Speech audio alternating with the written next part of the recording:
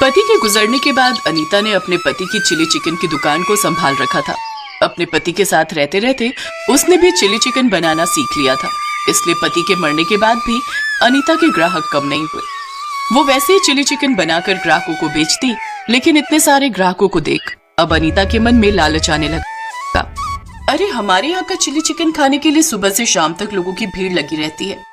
हाँ बहू, ये कारोबार मेरे बेटे का बनाया हुआ है और वो हमेशा यही कहता था कि भले ही लोगों को खुश करने में हमारा नुकसान क्यों ना हो जाए, लेकिन हमें हमेशा अपने ग्राहकों को खुश रखना चाहिए।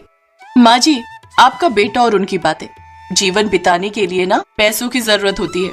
सिर्फ खुशियों और मुस्कुराहट से जीवन नहीं चलता। हमें अगर जीवन में खुश रहना है तो थोड़े टेढ़े रास्ते भी अपनाने होते हैं, तभी हम गरीबी से बाहर निकल पाते हैं। माँ जी, मुझे तो जीवन में खूब पैसा कमाना है और हर ऐशो आराम पाना है। सिर्फ 50 रुपए चिली चिकन की प्लेट बेचकर कुछ नहीं होगा। अब हमें चिली चिकन के दाम बढ़ाने होंगे। माँ, लालच अच्छी बात नहीं है, बाबा हमेशा ये बात कहते थे। अब आप दोनों मुझे मत समझा। अब चिली चिकन का व्यापार मैं अपने तरीके से चलाऊंगी। अगले दिन जब ग्राहक बिरयानी खाकर अनीता को पैसे देने लगते हैं तो वो उन्हें वापस करते हुए कहती है, ये रखिए अपने 50 रुपए और ये पढ़िए बोर्ड जिसमें दाम लिखे हैं। लेकिन ठेले पर लगे बोर्ड पर तो 50 रुपए लिखे हैं, फिर ये बोर्ड? ये नया बोर्ड और नए दाम है।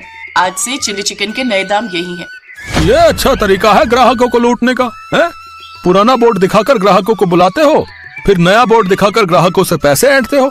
ये लो 100 रुपए, अब नहीं आऊंगा कभी तुम्हारे ठेले पर। राजू ग्राहक गुस्से में वहाँ से चला जाता है। इसी तरह अनीता सब ग्राहकों को बेवकूफ बनाती गई और उस दिन उसने धोखे से अच्छी कमाई कर ली। ये देख रूही, आज हमें कितनी कमाई हुई है। वाह वाह वाह वाह वाह, मजा आ गया। माँ, सब ग्राहक यहाँ से नाराज होकर गए हैं। ये आपने अच्छा नहीं किया, आपने ग्राहकों के साथ खेल खेला है, ये सही नहीं है। माँ तू चुप कर, जब देखो अपने ज्ञान की पुंगी बजाती रहती है। चल अब घर चल। लेकिन अगले दिन से दाम बढ़ने के कारण उसकी दुकान पर ग्राहक कम आने लगे, जिस कारण उसकी उस दिन कुछ खास कमाई नहीं हो पाई। ऐसे ही कुछ दिन तक चलता रहा। अब उसके ग्राहक टूटने लगे। ओफो, क्या मुसीबत है, दाम बढ़ाते ही ग्राहक आना भी कम हो गए। ऐसे तो धंधा मंदा हो जाएगा। लगता है अनीता अब कोई दूसरी तरकीब सोचनी पड़ेगी। फिर अगले दिन अनीता मंडी में चिकन खरीदने जाती है तो अनीता मदन को 100 रुपए देती है। अनीता बहन जी, चिकन आज 100 की जगह जो है 200 रुपए किलो हो गया है, बता रहे हैं। क्या? लेकिन एक ही दिन में तुम इतने दाम कैसे बढ़ा सकते हो? अरे क्यों, जब तुम्हारा चिल्ली चिकन 50 की जगह 100 का हो सकता है तो फिर हमरा क्यों नहीं हो सकता भाई? अरे तुम अकेले अकेले ही मुनाफा कमाओगी क्या है?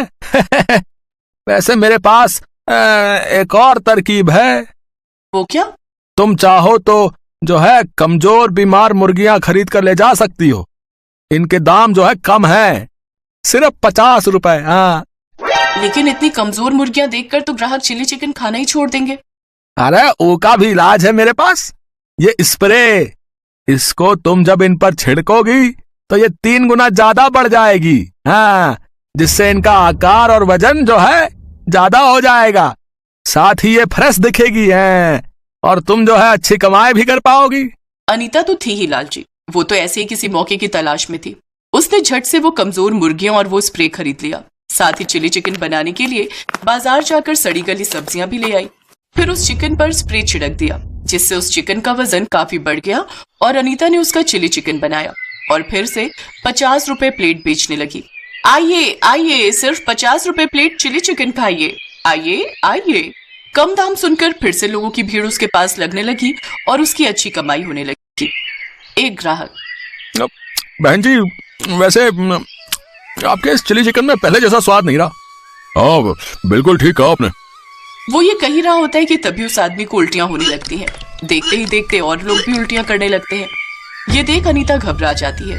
सब लोग जल्दी से डॉक्टर के पास जाते हैं, जहाँ डॉक्टर उनसे कहता है, देखिए आप सबने कोई ऐसा केमिकल डाली हुई बेकार चीज खाई है जिससे आप सबको फूड पॉइजनिंग हो गई है, और यहाँ तक कि इस केमिकल से आप सबकी आंतों में सूजन भी आ गई है।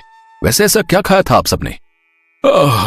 हम सबने चिली चिकन खाया था साहब, तभी से हम सबकी तबीयत खराब रहने लगी है।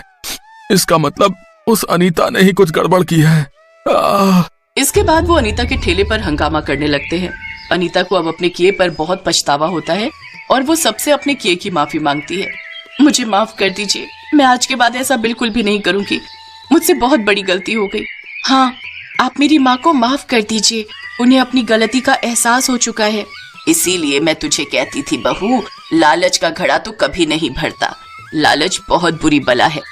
आप सब हमारी खातिर इसे माफ कर दीजिए।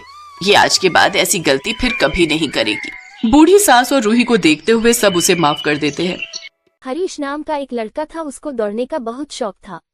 वह कई मैराथन में हिस्सा ले चुका था, परंतु वह किसी भी रेस को पूरा नहीं करता था। एक दिन उसने ठान लिया कि चाहे कुछ भी हो जाए वह रेस पूरी जरूर करेगा।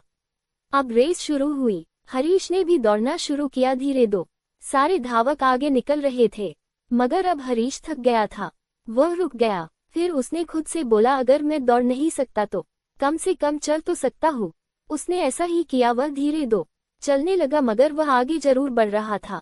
अब वह बहुत ज्यादा थक गया था और नीचे गिर पड़ा। उसने खुद को बोला कि वह कैसे भी करके आज दौड़ को पूरी जरूर करेगा। वह जिद करके वापस उठा, लड़खड़ाते हुए आगे बढ़ने लगा और अंततः वह रेस पूरी कर गया।